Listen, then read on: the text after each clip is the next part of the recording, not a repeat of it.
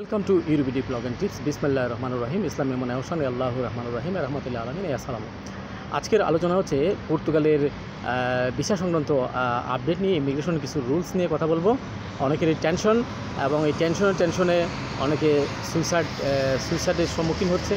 অনেকে নিজে যেটা আত্মহত্যা বলা হয় এটা করতে যাচ্ছে। অনেকে পারিবারিক অসন্তুষ্টির মধ্যে আছে। বাংলাদেশে যারা আছে তারা ইউরোপকে কি মনে করে একটা স্বর্গ জানো।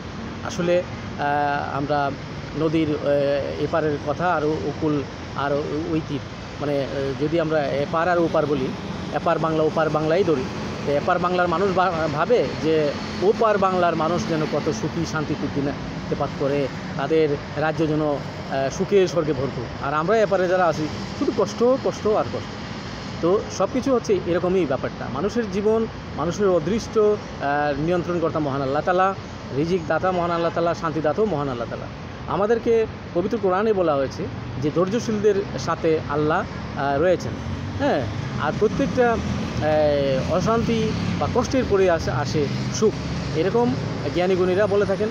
পবিত্র হাদিসেও এরকম রয়েছে, আল কোরআনেও বলা হয়েছে। তো সূর্যের আলো যেভাবে দিনের বেলায় আসে, সুবহে সাদিকের পর থেকে সূর্যা উদয়ের সময় সারা দিন সূর্য আলো দিয়ে থাকে।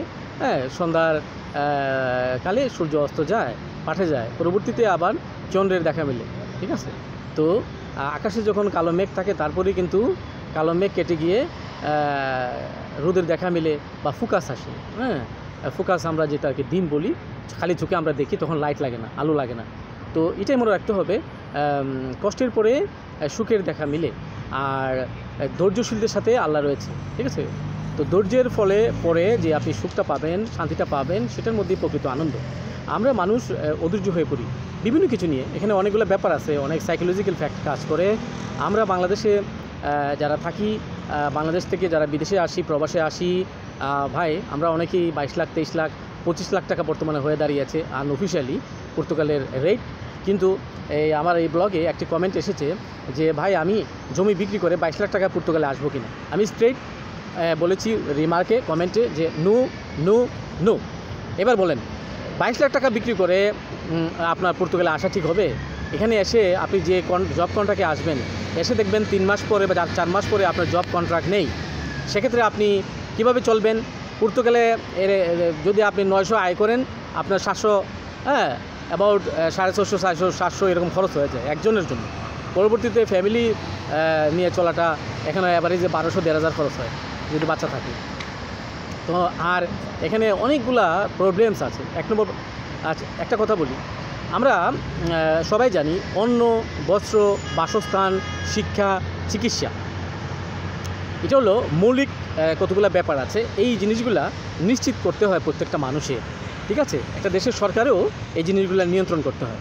যদি হয়ে পড়ে অনিয়ন্ত্রিত এরকম ব্যাপারটা, যে বাসস্থান অনিয়ন্ত্রিত, ঠিক আছে, আপনার চাকরির ব্যাপারটা, আয় রোজগারের ব্যাপারটা যদি অনিয়ন্ত্রিত হয়ে যায়, অনিশ্চয়তা থাকে এখানে, তাহলে আপনার শান্তি কোথায়? আপনাকে আগে প্রথমে নিশ্চিত করতে হবে বিদেশে আসলে যে আপনি ওয়ার্ক ভিসা আসতেছেন, আপনার জবটা থাকবে কিনা। পর্তুগালে বা ইউরোপের যে কোনো দেশে এসে আপনি জব থাকবে কিনা, এটাকে আপনি শতভাগ নিশ্চিত হইতে হবে। আর অনেক বাংলাদেশি ভাই ব্রাদার আছে, বাংলাদেশে বলে আমার প্রায় 70-80 হাজার টাকা, 1 লাখ টাকার কাছাকাছি আমার আয় রোজগার আছে, তাহলে আমি বিদেশে আসা ঠিক হবে কিনা। অনেকে আছেন যে আমি সরকারি চাকরি করি, আমার সরকারি চাকরি ছেড়ে আমি বিদেশে আসবো কিনা, বাংলাদেশে আর ভালো লাগে না, অধৈর্য হয়ে গেছি আমি, একদম অশান্তি ভরপুর বাংলাদেশ, আমার ভালো লাগে না। অনেকেই এরকম সিচুয়েশনে আছেন, এবং এই পরিস্থিতিতে অনেকে সরকারি চাকরি ছেড়েও ইউরোপে পাড়ি জমাতে চান। সেক্ষেত্রে তাদের কথা উদ্দেশ্য হলো আমার দুইটাই কথাই, ভাই আপনি জীবনে বয়সে যদি আপনার এরকম 40-45-এর বয়স হয়ে যায়, তাহলে আপনি বিদেশে আসার আগে অন্তত কমপক্ষে 10 বার ভাবুন। আর যারা ফ্যামিলি ছেড়ে ভিসা পাইছেন, চলেই আসছেন, তাহলে আপনার ফ্যামিলিকে বুঝতে হবে। আপনারা দুইটা কথা, একটা হচ্ছে আপনার প্রতি, আপনি যিনি বিদেশে আছেন, আপনার দায়িত্ব হলো ফ্যামিলিকে বোঝানো। ঠিক আছে, আর যারা দেশে আছেন, তাদের দায়িত্ব হলো বুঝতে হবে, আপনার প্রবাস জীবনটা বুঝতে হবে, তাকে সময় দিতে হবে। আপনি সময় দিন, একটা সময়ে সব শিথিল হবে। এখন বর্তমানে 2025-এ নতুন সরকার পর্তুগালে আসার পরে অনেক কিছু কড়াকড়ি করেছে। হ্যাঁ, যেমন 2 বছর পরে আগে ফ্যামিলি আনতে পারবেন না। ঠিক আছে, আবার হাইলি কোয়ালিফাইড ক্যাটাগরিতে এই সময়সীমা শিথিল করা হয়েছে।